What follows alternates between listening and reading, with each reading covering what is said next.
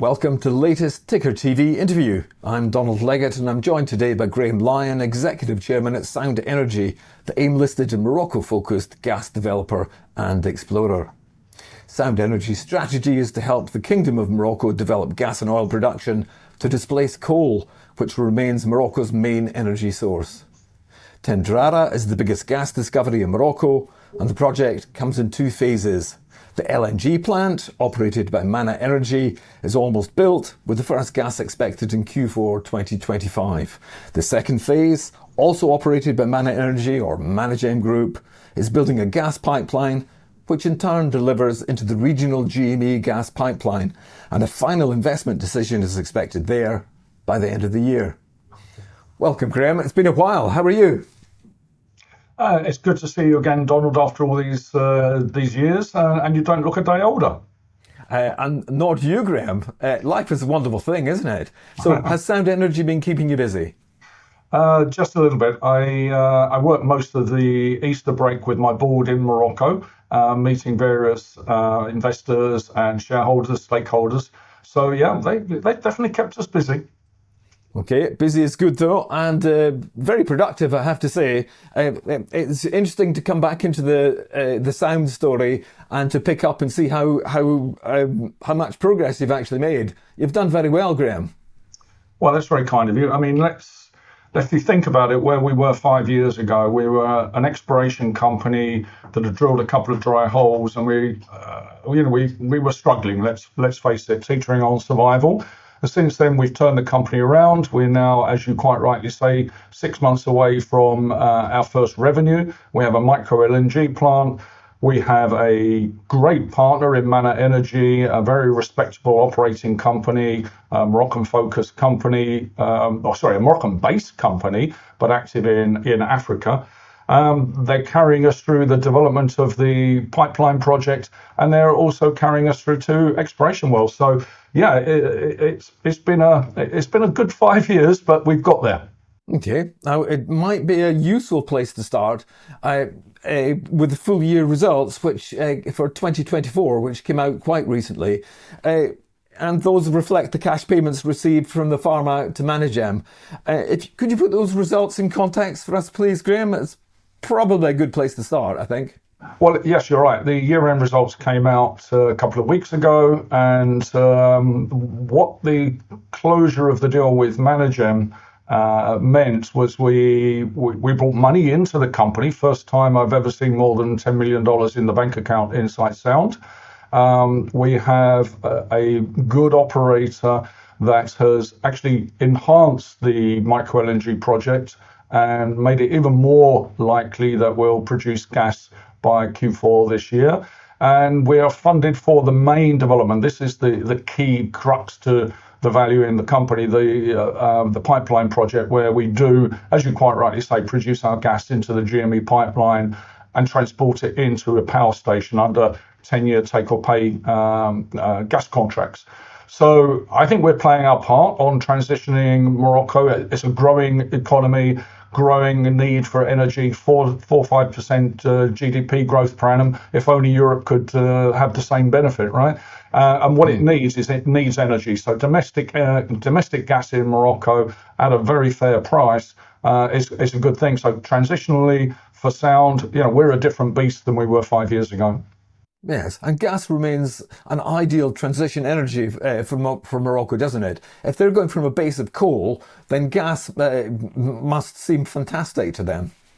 It is, and if you remember, the GME pipeline came from Algeria across Morocco up into Spain and Portugal. And Morocco, over the 25 years that it was operated by the Algerians, wasn't in actual Moroccan ownership. It's now in fully Moroccan ownership. But of course, there was no love lost between Algeria and Morocco, and they cut the gas off. So about a BCM or so of gas a year used to come from Algeria to fire the power stations in Morocco. So not only is there a domestic need for energy anyway, the gas that was available was cut off.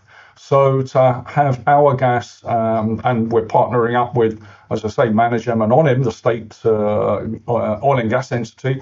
This is just anything. It's great news, right, for Morocco. which leaves you and Sound in probably the best financial position it's ever been, but not yet reflected in the share price. The project is almost completely de-risked. So is that a little bit frustrating for you? Well, yes. I mean, that's a factor of the AIM market, I think. I've just come from a breakfast with several CEOs, and we have had a good look at our broker Zeus has published a note. So the core NAV for the business. So that's the rock solid, deliverable. It's about 2.1p, and we're trading about 0.65. So we're a third of what the core NAV of the business should be. And de-risked, I think it's a bit more than de-risked. I mean, a couple of days ago, we opened the wells up, the two wells that are flowing into the micro-LNG, flowed beautiful gas, no water. So the kit's all on site, the long lead items are all on site. The commissioning will start probably around about May, June time, maybe a little bit into August. Connections are all coming through. So yeah, I mean, it is de-risked. Not only that, on the phase two, we have 2.25 billion dirham bank loan available from Ati Jawafa Bank. We have ManaEnergy carrying us through the equity portion. We have a 10-year gas sales agreement. I mean, all the building blocks are there now. And so, yeah, it's significantly de-risked. And then, of course, we've got the romance and the upside for the exploration drilling. And you've got, what, 20% of each project? Yeah, so on the Tendrara concession, we own 20%. ManaEnergy 55 and AIM 25, and in the exploration we have 27.5%. Perhaps you could put into context the deals that you did with these different, with ManaEnergy. A hard deal. Was it a deal you're very happy with? Tell me how you see the outcome. Yeah, Donald, these things are never quick. And I know that shareholders have they always want something new tomorrow.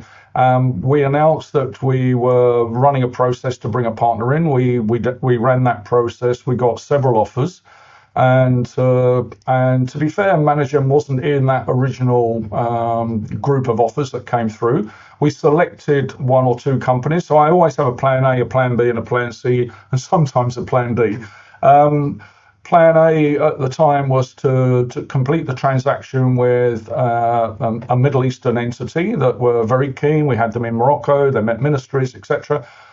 But by then, the exclusivity had expired, and ManaEnergy came out of the woodwork, and they were very professional. They have a great team, very solid company, organised themselves very well, had excellent advisors, and they came up on the outside very fast and put a better offer in than we currently had. So we got them. We were running 2, maybe 2.5 in parallel, and we got ManaEnergy over the line. But from start to finish was about 18 months, which, when you look at the industry, that's on the earlier side. Some deals can take 3 years. Yes, in the scheme of things, that doesn't sound too bad at all. So what comes next with the LNG plant, with the build and first gas? Will production start slowly and build up? What sort of level of initial revenues might you expect to generate? Well, we've already seen the benefit of bringing ManaEnergy in as the operator and the 55% shareholder, in the sense that they have, I think they've got 2,000-3,000 employees. They have a big engineering team, project management team, but they also have a depth of resource that we at Sound Energy didn't have. And one of the first things they did was, and we work closely with them, so we're still advising, supporting them when they've requested it. But one of the first things they did was move the vendor financing contract that we had to put in place because we could not afford the $50-odd million to build the LNG plant. And they converted that to an EPC contract. So that contract is now set up, very tight schedules for delivering of gas in Q4, with strong penalties to the EPC contractor. ManaEnergy have brought various additional skill sets to the project. And I was with, as I say, over Easter with AfriquaGaz, who are the buyers. They buy the LNG over a 10-year period, and they have a plan to bring there is a build-up, quite rightly, as we would commission the plant and get that going. But more appropriately, it's the build-up for AfriquaGaz to bring new clients. So they are buying the LNG at the well site, at the plant site. They are trucking it 600-700 kilometers to the industrial market, which is mainly on the Atlantic coast. And they are bringing one client on, one client on, one client on. They have a big market of LPG. They have about 50% of the LPG market in Morocco. And what they'll be doing is substituting the domestic LNG, which net to the end user will be a cheaper option. And of course, the benefit of that is that they're not importing LPG from overseas at a higher price. But also, there's even greening credentials for that because of all the transportation for imported gas. So it's looking good, and Africa are ready to bring all their clients on as soon as we can produce them some sales gas. Is it possible just to give us some sense of the initial revenues that will be generated from those sales? Yeah, so we've gone public on this. We're producing around about 10 million cubic foot a day of sales gas, and it's sold at somewhere between 6 and 8.34, I think it is, dollars. But because of the way the indexing work, will be in the $7 to $8 per million BTU, and that's around about a $30 million revenue to the project. And you must be pretty happy about that. Every little helps, that's for sure. To be fair, I would like to have had 75% of this, but 20% of it with the follow-on business that we're getting with ManaEnergy, and I think I would say the de-risking, as you put it, but the certainty of having that revenue by Q4 this year or in Q4 this year, that is encouraging, yes. Yes, and you've got your eye on phase 2 in the gas pipeline FID. So is it possible to do something similar there and give us the most up-to-date detail on, where are you with the detailed FEED planning, the final investment decision and so on? It's all due to come in 2025, is it?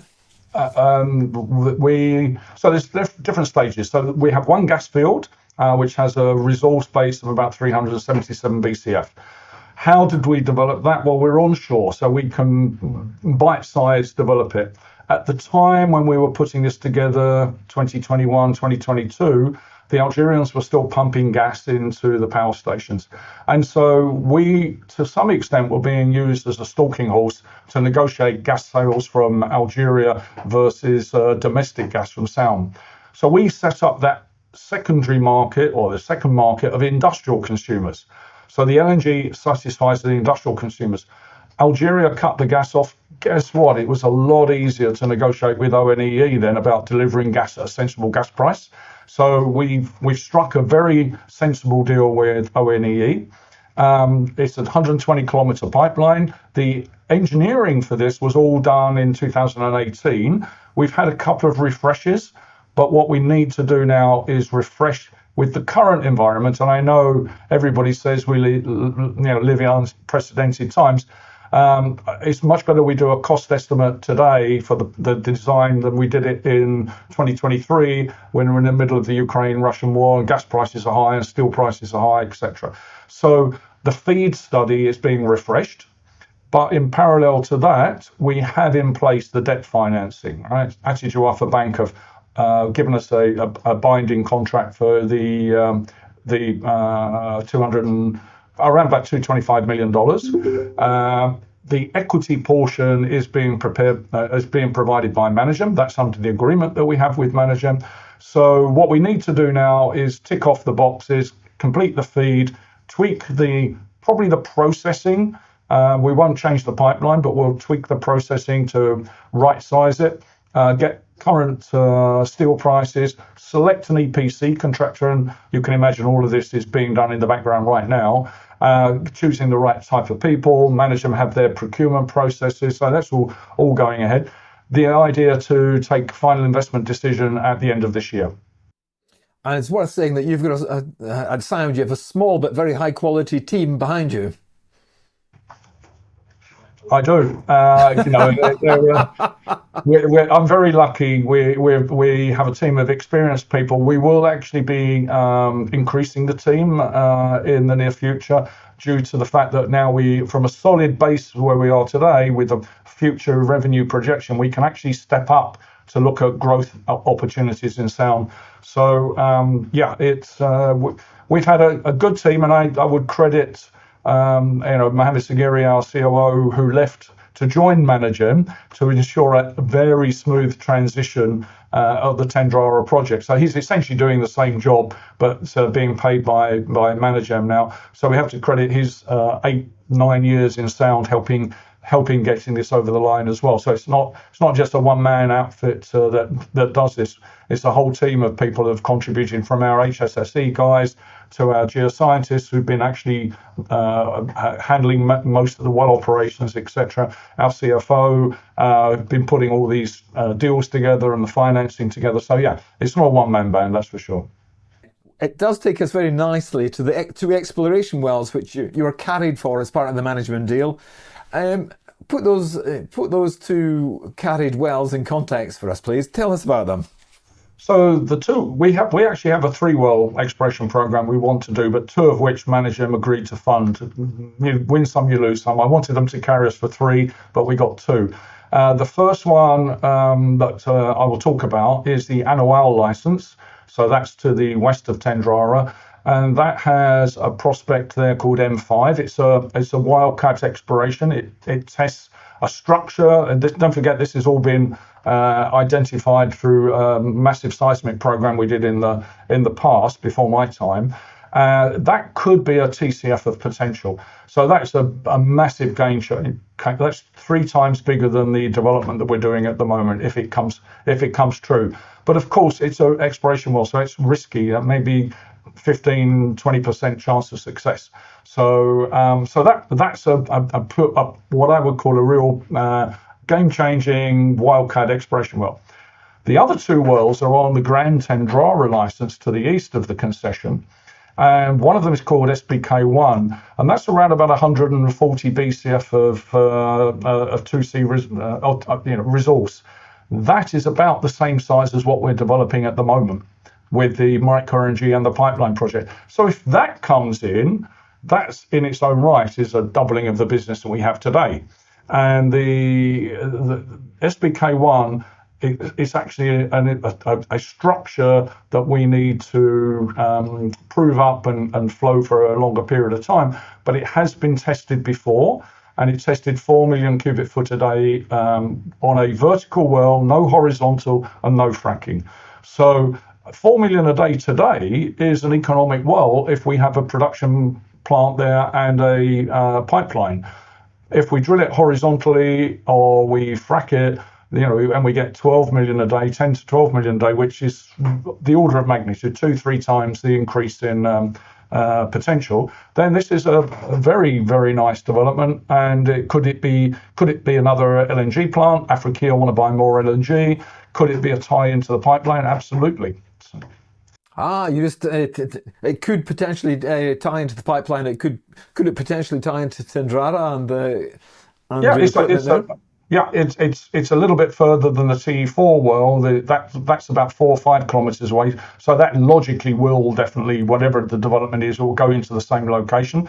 SBK1 is about 50 odd kilometers away. So it'll be a little pipeline that converts it into the central bit, but we can tie it into the main pipeline. I mean, that's why this pipeline is essential, and it's probably oversized for the reserves we got at the moment. But that's because it's the infrastructure we need in place to mature the basin, and any discovery then becomes economic, provided it's over a 20 odd BCF or whatever it is. Putting that infrastructure in is going to unlock the basin. Now we've got to get the rest of the gas flowing. Okay, which we're coming to the end of the interview. So it might be useful to give us the outlook for what I would think of as essentially new sound, if I'm allowed to call you that, with apologies. But it's useful to that was then, but this is now. You're on a firm financial footing. You're beginning to look at new assets, and where do you see new sound, as I'm calling it? Where do you see that a new sound going? What's What's your what are the objectives for New Sound? Well, I think New Sound isn't a revolution, it's still the evolution. We're a transition energy company, and Morocco is the sunniest and windiest country pretty much in the world. So if we are going to expand in Morocco, which I'd like to, moving into transition energies such as solar or wind might be a logical solution. Quite often these renewable projects don't make money, and that's because the wind doesn't blow or the sun doesn't shine and the returns are not attractive. In Morocco they are attractive, and a large portion of the energy mix by 2030 will be renewables in Morocco. They were way ahead of what we've been doing here in the UK in transitioning away from coal into gas, where they accept gas as a transition energy, 25 years worth of gas, and then moving into renewables. So expansion in Morocco, maybe in the oil and gas world, but definitely in the renewable world, that would be more sensible. We will also look at oil and gas in the region. We have ManaEnergy as a good partner here in Morocco, but they are active in Africa in their mining, with their mining hat on. So if we can come up with an opportunity that is a little bit too big for Sound, but Sound and ManaEnergy together might be attractive, then of course we'll leverage that relationship. The other area, of course, is we will be opportunistic. So if there's a good logical growth opportunity for Sound that suits our raison d'etre, transition energy and growth, then of course we're not going to be immune to. It's all about increasing share price and value for shareholders. So if it's an accretive acquisition or a transition in a new project in a new area, then we'll certainly consider that. But you're quite right, Donald. We're on a much stronger footing than we've ever been in Sound. So we can actually start thinking about more things rather than firefighting on the challenges of getting Tendrara developed. Okay, and it all sounds very positive, Graham. So my final question to you, you've made Tendrara work for you, you're now building for the future. Why should Sound Energy be on people's watch list? There you go, a useful final question. Why now? Well, I think we as Sound Energy have some long-term shareholders, and for them, growth in the Sound is important, and we have revenue coming in 6 months' time. We have 2 exploration wells, and the AIM market loves an exploration well, Donald. We have a development that is fully funded, all right? So we'll not be scratching around trying to raise equity to raise that. And that will take us to a position where net to Sound in 3 years' time, we should be netting $25 million revenue. So, we're in a much stronger, stabler position, and the team here are really excited about the future for growing the business, playing to our strengths with our Moroccan hat on and our Moroccan clothes on, but at the same time looking at good opportunities in transition energy. So watch this space and have a flutter if you want.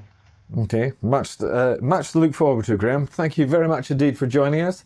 That was really, really interesting, and thank you for giving us the time on that level of detail, which is absolutely what shareholders are looking for. So thank you very much for that. I thought that was fascinating. Thank you very much indeed. Appreciate it, and we must catch up more regularly, Donald. That would be a good thing, Graham. I think the shareholders need to hear more of you and I diving into the detail a bit more. Thank you.